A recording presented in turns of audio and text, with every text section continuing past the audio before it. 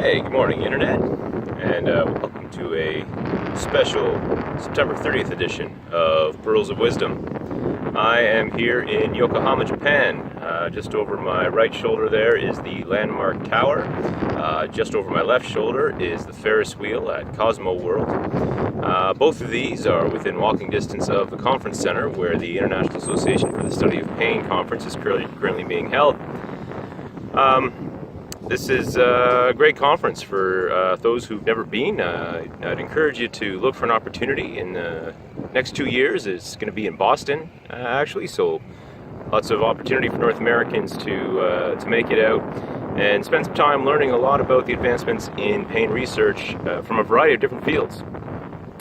This year, some of the sessions that I've caught have ranged from epigenetics to social media and the use of e-health and mobile health technologies, and pretty well everything in between. A couple of interesting sort of little highlights or things that I've noticed that might be worthwhile considering. The first is that we're seeing a lot more talk now about multivariable models, trying to move away from simple bivariate correlations when understanding the concepts of pain and associations between pain, genetics, context, social environment.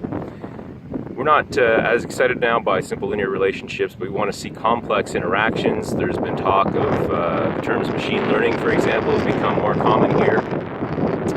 Epigenetics certainly seems to be showing up a fair bit. This idea that perhaps your fate may be in some ways set before you're even born, which is sort of interesting. There's, of course, continued discussion around the value of functional neuroimaging, lots of fMRI type work, and what that means for trying to understand pain, and can it be used as a sort of a painometer, and what are the relative merits and drawbacks of that sort of thing. As I mentioned, there's been a few sessions on social media, whether it's for improving public education, improving patient awareness, or for educating professionals. There's been a fair bit of talk, I wouldn't say a fair bit, there's been a few bits on the use of mobile technologies in actually improving healthcare and providing healthcare, which I think is very exciting. Had a chance to go and listen to some interesting discussion on the potential value of gut microbiota, which is something that we've become interested in the Pearl Lab, is looking at the gut-brain axis and how that might influence your reaction to pain and trauma. Lots and lots of talk about phenotyping for various reasons, whether that's for treatment, for risk profiles, the concept, I guess, of sort of personalized medicine or individualized medicine keeps coming up.